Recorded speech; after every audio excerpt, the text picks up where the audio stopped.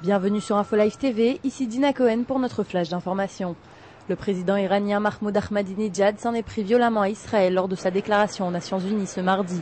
Celui-ci a déclaré que le régime sioniste était proche de l'effondrement. Ahmadinejad a également émis de nombreux propos antisémites rappelant qu'Israël était largement impliqué dans l'économie mondiale. Le président iranien a été applaudi dès la fin de son allocution et les représentants israéliens et américains ont décidé de quitter la salle avant la fin de son discours.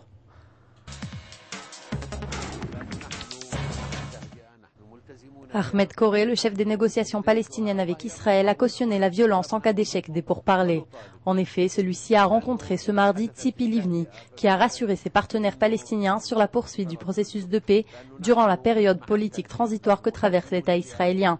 Koré a ensuite déclaré qu'en cas d'échec des discussions diplomatiques entre Israël et les Palestiniens, l'opposition serait légitime dans toutes ses formes.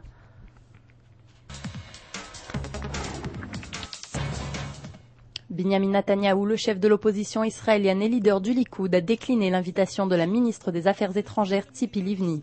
En effet, la nouvelle dirigeante du parti centriste Kadima s'efforce de former un nouveau gouvernement. Livni dispose donc de 42 jours. Si elle échoue, des élections devront se tenir dans les 3 mois. Binyamin Netanyahou semble donc miser sur cette option dans le but de devenir une fois de plus Premier ministre israélien. Un nouveau bateau avec à son bord des militants dénonçant le blocus de Gaza doit partir de Chypre pour arriver sur la bande côtière. Nouveauté cette fois, un membre de la Knesset fera partie du groupe de militants. Ce n'est autre que le député du parti Balad Jamal Zakhalka qui a déclaré qu'il était de son devoir de mettre un terme à ce siège inhumain. Ce sont les militants anti-blocus qui ont appelé Zakhalka à participer à cette expédition maritime et ce afin d'attirer l'attention sur leur campagne. Rappelons qu'il est interdit pour les citoyens israéliens de pénétrer dans la bande de Gaza. Paul McCartney est arrivé en Israël ce mardi soir. L'ancien membre des Beatles se produira en effet à Tel Aviv le 25 septembre pour un concert intitulé « L'amitié en premier » et qui se déroulera dans le parc du Yarkon. Paul McCartney a déclaré souhaiter placer son concert sous le signe de la paix au Proche-Orient.